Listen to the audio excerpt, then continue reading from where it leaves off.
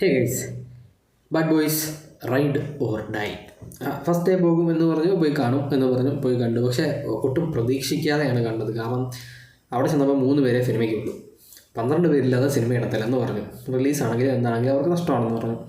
അങ്ങനെ ഈ വന്ന 2 പേരിൽ ആ 2 പേര് 10 ടിക്കറ്റ് എക്സ്ട്രാ എടുത്ത് ഷോ ഇട്ട്. ആകെ സിനിമ കാണാൻ 4 പേരും, പക്ഷേ 12 പേരുടെ ടിക്കറ്റിൻ്റെ പൈസ അവർക്ക് കൊടുത്തിട്ടാണ് ഷോ ഇട്ടത്. അങ്ങനെ ഒരു വലിയ തിയേറ്ററിൽ 4 പേരെ വെച്ചിട്ടാണ് സിനിമ ഫസ്റ്റ് ഷോ ഇട്ടത്. സിനിമ പറ്റിയിട്ട് പറയാം. ഞാൻ ഇന്നലെ എല്ലാ സിനിമകളും ഒന്ന് റീവാച്ച് ചെയ്തിട്ടാണ് ഇത് കാണാനായിട്ട് പോകുന്നത്. കാരണം ആ ഒരു ഫുൾ എക്സ്പീരിയൻസ് കിട്ടാനായിട്ട്. കാരണം ഫസ്റ്റ് സിനിമ 1995 റിലീസ് ആവുന്നത്, 1995, 2003, 2020, പിന്നെ ഇപ്പോൾ അങ്ങനെ അവസാനത്തെ ബാഡ് ബോയ്സ് ഫോർ ലൈഫ് എന്ന് പറയുന്ന സിനിമ കണ്ടിട്ട് ഇത് പോയി കണ്ടു കഴിഞ്ഞാൽ നമുക്ക് കുറച്ചും കൂടെ ഒരു ഫീല് കിട്ടും. കാരണം അതിനകത്ത് ക്യാപ്റ്റൻ കോൺറഡൊക്കെ മരിക്കുന്നുണ്ട്. അർമാൻ, നമ്മളുടെ വിൽ സ്മിത്തിൻ്റെ ക്യാരക്ടറിൻ്റെ മകൻ, അതൊക്കെ കാണിക്കുന്നുണ്ട്. കുറേ സ്റ്റോറി ഉണ്ടല്ലോ. അപ്പോൾ ഇതിനകത്ത് മൈക്കിൻ്റെ കല്യാണമൊക്കെയാണ് കാണിച്ചത്. ഫസ്റ്റ് സീൻ എന്ന് പറഞ്ഞു കഴിഞ്ഞാൽ എല്ലാ ബാഡ് ബോയ്സിലും ഫസ്റ്റ് സീൻ ഒരു കിടിലൻ കാർ സീനായിരിക്കും. ഇതിനകത്തും അങ്ങനെ തന്നെയാണ്. ഒരു കിടിലൻ പോർഷയിൽ, നീല പോർഷയിൽ മൈക്കും മാർക്കസും കൂടെ പോകുന്നത് കിടിലൻ സീനോടുകൂടിയാണ് സിനിമ തുടങ്ങുന്നത്. സിനിമ തുടങ്ങി ഒരു പതിഞ്ഞ ഇതിൽ പോകുന്നു. ഒരു വെറൈറ്റി, നമ്മൾ ഇതുവരെ കാണാത്ത, അല്ലെങ്കിൽ ഇങ്ങനെ ഇവർക്ക് ഇത്രയും പ്രായമായി. അപ്പോൾ അതും കൂടെ വെച്ചിട്ടാണ്, ആ സാധനങ്ങളെല്ലാം വെച്ചിട്ടാണ് ഈ സിനിമ കാണിച്ചു പോകുന്നത്. എല്ലാ സിനിമകളിലും, ബാക്കി 3 സിനിമകളിലും മൈക്കാണ് സിനിമയെ ലീഡ് ചെയ്തുകൊണ്ട് പോകുന്നതെങ്കിൽ ഈ ഒരു സിനിമയിൽ മാർക്കസാണ്. വേറെ ലെവല് സീനാണ് മാർക്കസിനകത്ത് കാണിക്കുന്നത്. പുള്ളിക്കകത്ത് ഒരു അറ്റാക്കൊക്കെ വരുന്നുണ്ട്. അപ്പം പുള്ളി മരിക്കാൻ പോയിട്ട് ജീവിച്ച് വരുന്നു. നമ്മുടെ പഴയ ഒരു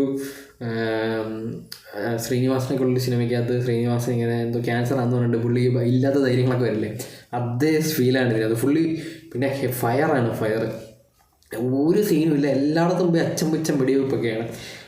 അങ്ങനെ പോകുന്നൊരു സിനിമ. അപ്പോൾ ഇതിനകത്ത് മെയിനൊരു വില്ലൻ നമ്മളുടെ ഫോർമർ ക്യാപ്റ്റൻ കോൺറഡിനെ ഫ്രെയിം ചെയ്യുന്നു. പുള്ളിക്ക് ഒരു കാർട്ടലുമായിട്ട് റിലേഷൻ ഉണ്ടായിരുന്നു എന്നുള്ള രീതിയിൽ ഫ്രെയിം ചെയ്യുന്നു. അങ്ങനെ ഇവർ ഈ ഒരു കേസ് അന്വേഷിച്ച് പോകുന്നത്, അതായത് ക്യാപ്റ്റനെ ഫ്രെയിം ചെയ്തതാണെന്നുള്ള രീതിയിൽ കേസ് അന്വേഷിച്ച് പോകുന്ന സമയത്ത് ഈ അർമാൻ ഉണ്ടല്ലോ, നമ്മുടെ മൈക്കിൻ്റെ മകൻ, പുള്ളി ജയിലിലാണ്. പുള്ളിയെ കാണാനായിട്ടൊക്കെ പോകുന്നു. അങ്ങനെ കുറേ സാധനങ്ങൾ ഇവരെയും പിന്നെ ഫ്രെയിം ചെയ്യിപ്പിക്കുന്നു. ഇവരും കൂടെ ചേർന്നിട്ടാണ് ഇതൊക്കെ ഉണ്ടാക്കിയെന്നൊക്കെ ഉള്ള രീതിയിൽ വരുന്നു. അങ്ങനെ ഈ ഒരു കേസ് തെളിയിക്കാനായിട്ട് പോകുന്നതാണ് ഈ ഒരു സിനിമയ്ക്ക് കാണിക്കുന്നത്. അപ്പം മൈക്കിൻ്റെ കല്യാണം കഴിഞ്ഞ് മൈക്ക് സെറ്റിൽഡ് മാനായി. അപ്പം അത് ആ ഒരു വ്യൂ പോയിന്റിൽ നിന്ന് ഈ ഒരു സിനിമയെ ഭയങ്കര രീതിയിൽ കാണിക്കുന്നുണ്ട്. കാരണം ബാക്കി എല്ലാ സിനിമകളിലും മൈക്ക് ഭയങ്കര സിംഗിൾ ആണ്, എല്ലാം ഭയങ്കര ഡേഞ്ചറസ് മാനായിരുന്നു. പക്ഷെ ഇതിനകത്ത് അങ്ങനല്ല. പുള്ളിക്ക് പാനിക് അറ്റാക്ക് ഒക്കെ വരുന്നുണ്ട് പല സമയത്തും. പക്ഷേ ഈ ഒരു സിനിമയിൽ റെജി എന്ന് പറയുന്നൊരു ക്യാരക്ടറുണ്ട്, അതായത് മാർക്കസിൻ്റെ സണ്ണിലോ. റെജിയെ സെക്കൻഡ് സിനിമയിലും 3rd സിനിമയിലും കാണിക്കുന്നുണ്ട്. സെക്കൻഡ് സിനിമയിൽ കുഞ്ഞായിട്ട് കാണിക്കുന്നു, പിന്നെ മോളെ കല്യാണം കഴിക്കുന്നതായിട്ട് കാണിക്കുന്നു. ഇതിനകത്തൊരു ഫൈറ്റ് സീനുണ്ട്, എൻ്റെ മോനെ.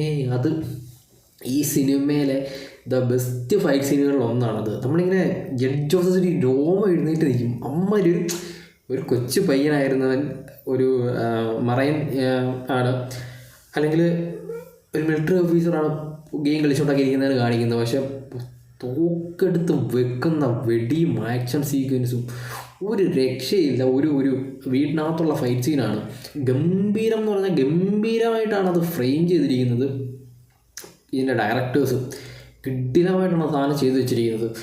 അങ്ങനെ ഒരു ഫൈറ്റ് സീൻ പോകുന്നു. പിന്നെ കഥ ഇങ്ങനെ മുന്നോട്ട് പോകുന്നു. ഒരു ക്ലൈമാക്സിലേക്ക് ഒരു വലിയൊരു ഫൈറ്റ് സീനുണ്ട്. കുറച്ച് ലെങ്തി ആയിട്ടുള്ള ഫൈറ്റ് സീനുണ്ട്. മാർക്കസും അതേപോലെ തന്നെ മൈക്കും അർമാൻഡും എല്ലാവരും കൂടെ ചേർന്നിട്ടുള്ള ഒരു ഫൈറ്റ് സീൻ. അതിനകത്ത് ഒരു പർട്ടിക്കുലർ ബിഹൈൻഡ് ദ സീൻ കാണിച്ചിട്ടുണ്ടായിരുന്നു. അത് മേക്കിംഗ് വീഡിയോ കാണിച്ചിട്ടുണ്ടായിരുന്നു ഈ ഒരു സിനിമയുടെ. ആ ഒരു സീൻ ചെയ്തു വെച്ചിരിക്കുന്നതിൻ്റെ പൊന്നോ, ഇങ്ങനെയൊക്കെ ഷോട്ട് എടുക്കാൻ പറ്റുമെന്നുള്ളതാണ്. ജസ്റ്റ് സീൻ വേറൊന്നുമല്ല.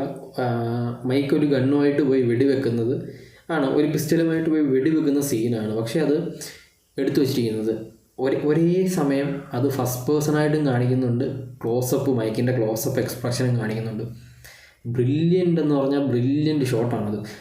ഗംഭീരമായിട്ട് തന്നെ ചെയ്തിട്ടുണ്ടോ എന്നുള്ളതാണ്. അപ്പം ഈ ഒരു സിനിമ അങ്ങനെ പോയൊരു ആസ് യൂഷ്വൽ ഹാപ്പി എൻഡിങ്ങിലാണ് ഈ ഒരു സിനിമയെ കൊണ്ട് നിർത്തുന്നത്. അതായത് നമ്മളുടെ ക്യാപ്റ്റൻ അറിയായിരുന്നു ക്യാപ്റ്റൻ ഇങ്ങനെ ഫ്രെയിം ചെയ്യപ്പെടും എന്നുള്ളത്. അതുകൊണ്ട് ക്യാപ്റ്റൻ ക്ലൂസ് കൊടുക്കുന്നുണ്ടായിരുന്നു അവർക്ക്. പഴയ വീഡിയോസ് ഇങ്ങനെ സേവ് ചെയ്ത് വെച്ചിട്ട് ഇവർക്ക് ആവശ്യമുള്ള സമയം സെൻഡ് ചെയ്ത് അങ്ങനെ ഒരു സാധനമൊക്കെ ഉണ്ട് അത്.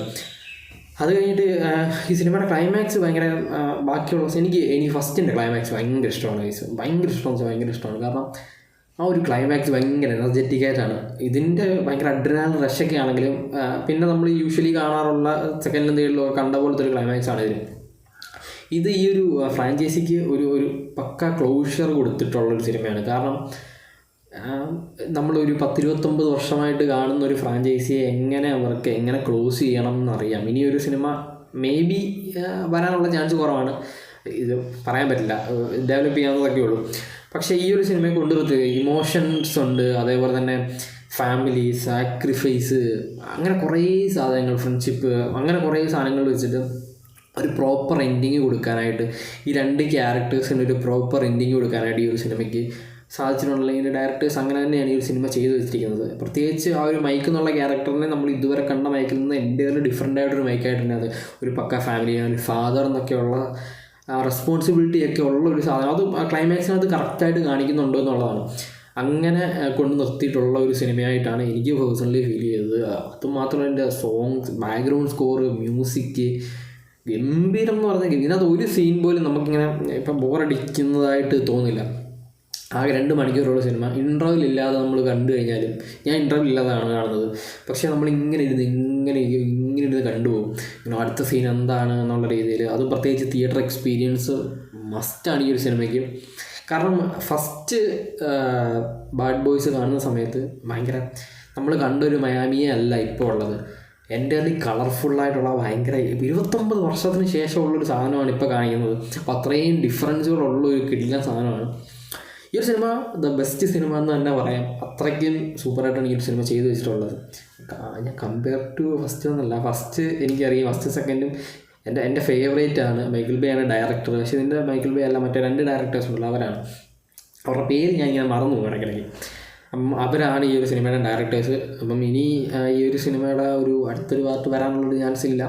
പ്രത്യേകിച്ച് അവർക്ക് വല്ല പ്രായമായി എന്നുള്ള രീതിയിലാണ് ഇതിനകത്ത് അവർ ഓൾറെഡി മറ്റേ മാർക്കസ് മറ്റേതിനകത്ത് റിട്ടയർ ചെയ്തിട്ട് വീണ്ടും തിരിച്ചൊക്കെ വരുന്നതാണ്. അപ്പോൾ ഇനി ഇതിനൊരു ഫ്യൂച്ചർ എന്നൊന്നും കാണാനായിട്ട് ചാൻസില്ല. ഒരു ക്ലോഷർ എന്നുള്ള രീതിയിലൊരു ലാസ്റ്റ് സിനിമ എന്നുള്ള രീതിയിലാണ് ഇതിനെ ചെയ്തു വെച്ചിട്ടുള്ളതാണ് എനിക്ക് ഫീൽ ചെയ്തത്. അപ്പോൾ എന്തായാലും നിങ്ങൾ തിയേറ്ററിൽ തന്നെ പോയി കാണുക. തിയേറ്ററിൽ കാണുമ്പം കിട്ടുന്നൊരു എക്സ്പീരിയൻസ്, പ്രത്യേകിച്ച് ഒരു പ്രൈവറ്റ് തിയേറ്ററിൽ നിന്ന് കാണുന്ന ഫീലായിരുന്നു. കാരണം 4 പേരേ ഉള്ളായിരുന്നു. എൻ്റെ റോയിലിങ് 4 പേര് ഇഷ്ടമുള്ളിടത്ത് പോയിരുന്ന് കാണാമെന്നുള്ള രീതിയിലാണ്. നമ്മളിങ്ങനെ ഒറ്റയ്ക്കിരുന്ന് കാണുന്നൊരു ഫീലിൽ കണ്ടതുകൊണ്ട് എനിക്ക് ഭയങ്കര, പക്ഷേ ആൾക്കാരുണ്ടായിരുന്നെങ്കിൽ കുറച്ചുകൂടെ എൻ്റർടൈനിങ് ആയിട്ട് എനിക്ക് തോന്നി. കാരണം ഒരു ക്രൗഡിൻ്റെ കൂടെ ഇരുന്ന് കാണുമ്പോൾ വേറെയും നമ്മൾ ഒറ്റയ്ക്കൊരു പ്രീമിയറൊക്കെ കാണുന്ന പോലെ കാണുന്നൊരു ഫീലാണ്. എന്തായാലും സിനിമ അടിപൊളിയാണ്. ഇത് കൊള്ളുന്ന പറയുന്നവൻ്റെ വല്ല ടീം വല്ല കമ്പെല്ലാം വെച്ച് അടിക്കേണ്ടി വരും. എന്തായാലും നിങ്ങളിത് പോയി കാണുക. നിങ്ങൾ കണ്ടിട്ട് നിങ്ങൾക്ക് എന്താണ് തോന്നുന്നത് നിങ്ങൾ ജസ്റ്റ് കമൻറ്റ് ചെയ്യുക. അപ്പം അത്രയുമാണ് bad boys ride or dye.